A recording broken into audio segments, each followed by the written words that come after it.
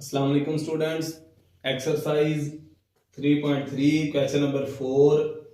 इसमें उसने दिया हुआ है given that F of x is equal to A X plus B plus 1 where A and B are constant numbers.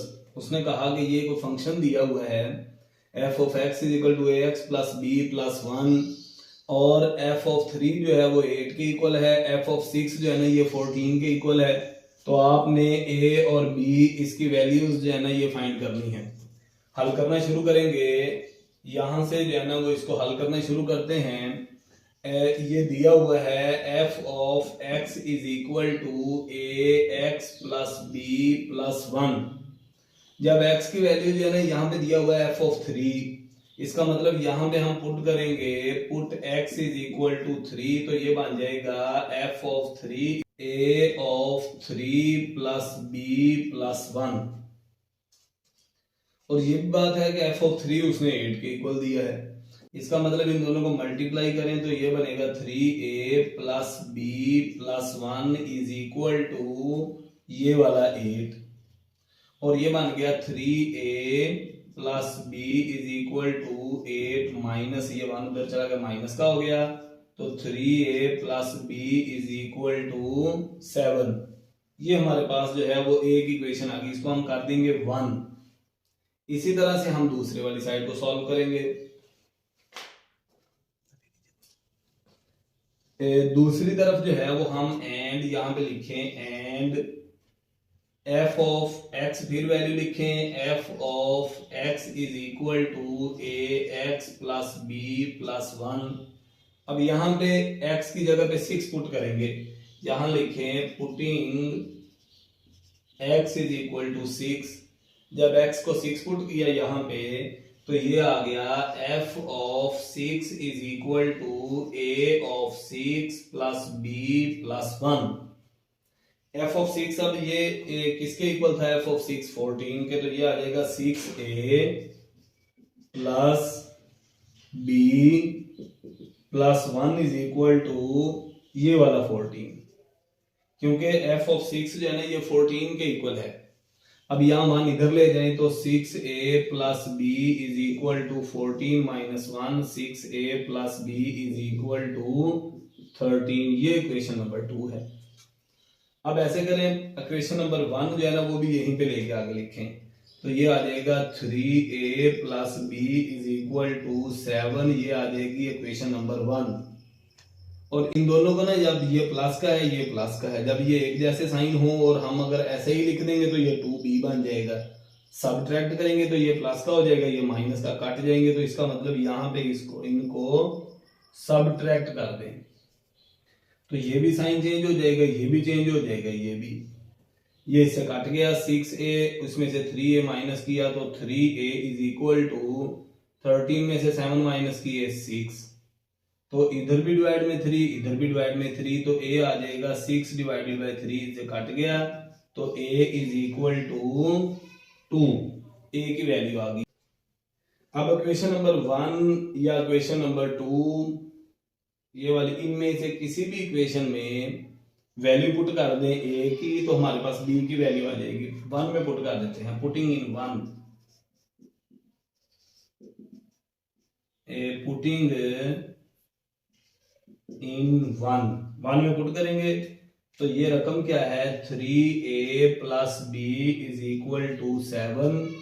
तो 3a की जगह पे लिखें 2 plus b is equal to 7, तो 3 2s आर 6, इधर जो है ना वो आ जाते हैं 3 2s are 6 plus b is equal to 7, 6 इधर ले जाएं तो b is equal to 7 minus 6, b is equal to 7 minus 6, तो b आ जाएगा 1। इसका मतलब a हमारे पास 2 आ गया ये वाला, और b जो है वो हमारे पास 1 आ गया ये वाला, तो ये हमारे पास इन क्वेश्चन का आंसर है जी। तो अब हम चलते हैं क्वेश्चन नंबर 5 पे।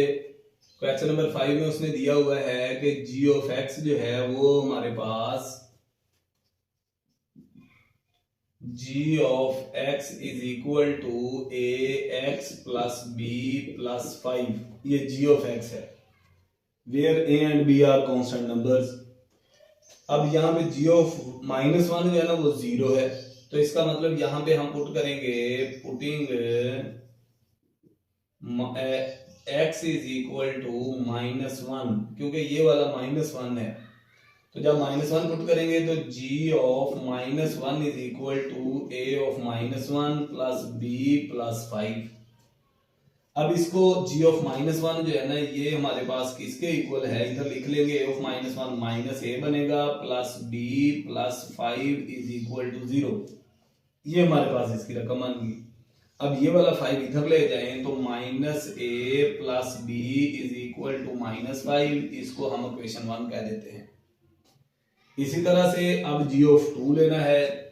अब पुटिंग पहले इक्वेशन लिख दें, and g of x is equal to ax plus b plus 5, वही वाला। और ये x की जगह पे अब हम क्या पुट करेंगे, now putting x is equal to 2। अब x को 2 पुट कर दें। जब इस x की जगह पे 2 पुट करेंगे तो g ऑफ 2 किसके इक्वल आएगा, a of 2 plus b plus 5। अब ये g of 2 is equal to 2a plus b plus 5 is equal to ये वाला 10, क्योंकि g ऑफ 2 जो है वो 10 के इक्वल है। ये 5 इधर ले जाएं तो 2a plus b is equal to 10 minus 5, तो 2a plus b is equal to 5। ये वैल्यू वाली आ गई 2a प्लस b की। अब ये इक्वेशन नंबर हमारे पास जो है वो 2 है, ये वाली इक्वेशन जो है ना ये इक्वेशन नंबर 1 थी। इनको इकट्ठा लिख लें तो ये आ जाएगा -a plus b is equal to -5। ये इक्वेशन नंबर 1 थी, ये वाली। अब एक रकम प्लस की, ये भी प्लस की। जब दोनों रकमें प्लस की होंगी तो हमें यहाँ पे क्या करना पड़ेगा, सबट्रैक्ट करना पड़ेगा, ठीक है। जब हम यहाँ पे सबट्रैक्ट करेंगे तो ये भी साइन चेंज हो जाएगा, ये कट जाएगा। तो 2 plus 1 3a is equal to 5 plus 5 10, तो 3a इज इक्वल टू 10, इसके भी डिवाइड में 3, इसके भी डिवाइड में ये, तो ये 3 से 3 कट गया, तो ये आ गया a इज इक्वल टू 10/3। अब ये जो a की वैल्यू है ये इक्वेशन नंबर 1 में पुट कर दें, खा इक्वेशन नंबर 2 में पुट कर दें, इसमें जिसमें मर्जी पुट कर दें। इक्वेशन नंबर 1 में पुट करते हैं, पुटिंग वैल्यू ऑफ a इन 1 में पुट करेंगे तो a की जगह पे आ जाएगा -10/3 plus b is equal to -5। ये जो 10/3 इधर ले जाएं प्लस में हो जाएगा, तो b आ जाएगा -5 प्लस 10/3। इनका एलसीएम ले लें तो ये आ गया b इज इक्वल टू, ये इसके डिवाइड में 3 है, इसके डिवाइड में जब कोई भी रकम ना हो तो 1 होती है, तो वो 3 एलसीएम आ जाएगा। 5 3s are 15 माइनस में प्लस 10। यहाँ पे देख लें कैसे समझेंगे इसे। ये 3 है और ये 1, इन दोनों का एलसीएम जो है ना ये 3 आएगा, 3 और 1 का एलसीएम। अब यहाँ पे 3 एलसीएम है, तो ये 1 का कोई ऐसा नंबर देखे जो जिसको 1 से मल्टीप्लाई करें तो 3 आंसर आए, तो 3 आएगा। तो 3 को 5 से मल्टीप्लाई किया तो 15। ये 3 है बटे में, तो ये भी 3 है, तो ऊपर वाली रकम भी वही आएगी। तो इस वजह से b जो है इसकी वैल्यू क्या आ जाएगी, -5/3। इसका मतलब a इज इक्वल टू 10/3 और b is equal to 5/3 minus में, ये हमारे पास इसका आंसर है, ये हमारे पास इसका आंसर है। क्वेश्चन नंबर 6 देखें, बहुत इजी क्वेश्चन है, शॉर्ट क्वेश्चन के लिए इंतहाई इंपॉर्टेंट है। Consider the function by f of x is equal to 5x plus 1। हल करना शुरू करें तो उसने पहले ही जो है ना ये कहा कि f ऑफ x जो है ये है 5x प्लस 1। उसने कहा अगर f ऑफ x 32 हो, f ऑफ x जो है उसकी वैल्यू हो 32, find the value of x, x की वैल्यू फाइंड करें। इसका मतलब एंड यहाँ पे लिख देते हैं कि एफ ऑफ एक्स जो है ना ये 32 है। जब हम इन दोनों को देखेंगे तो हमें पता चला कि 5x प्लस 1 जो है वो 32 के इक्वल है। देखें ये 5x प्लस 1 है एफ ऑफ एक्स और ये एफ ऑफ एक्स 32 है। इसका मतलब 5x प्लस 1 और 32 एक ही चीज है क्योंकि लेफ्ट हैंड साइड एक जैसी है। तो इस वजह से अब ये 1 इधर ले जाएं तो 5x is equal to 32 minus 1। तो 5x कितना आ गया 31। तो अब ये 5x इज इक्वल टू 31 तो 5x इज इक्वल टू 31 इसके भी डिवाइड में 5 इसके भी डिवाइड में 5 ये काट जाएगा तो x is equal to 31 over 5 ये हमारे पास इसका आंसर आ जाएगा। बहुत आसान सवाल है, पेपर के हिसाब से जो है ना ये शॉर्ट क्वेश्चन के लिए बहुत इंपॉर्टेंट है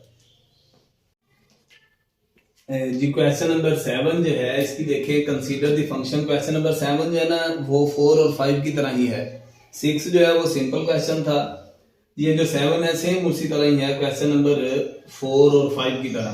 consider the function F of x. हल करना शुरू करें तो उसने एक फंक्शन दिया हुआ है F of x is equal to c x square plus d where c and d are constant numbers if c of 1 is equal to 6। ये जो f of 1 is equal to 6 लिखा हुआ ना f of 1 is equal to 6 तो ये वाला जो 1 है ये इस x की जगह पे आएगा। देखें f की जगह पे f, x की जगह पे 1। हम यहाँ पे पुट करेंगे put x is equal to 1 तो यही रकम बन जाएगी f of 1 is equal to c of 1 इसका स्क्वायर प्लस d।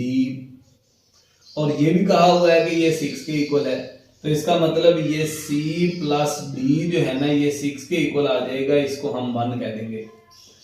x की जगह पे 1 है तो 1 का स्क्वायर c प्लस डी जो है ना ये 1 का स्क्वायर 1 तो c plus d is equal to 6 जो कि पहले इसने 6 दिया हुआ है इस वजह से 6 आ जाएगा और ये इक्वेशन नंबर 1। इसी तरह से एंड फिर वही वाली इक्वेशन लिखेंगे f of x is equal to c x square plus d. अब x की जगह पे -2 पुट कर दें।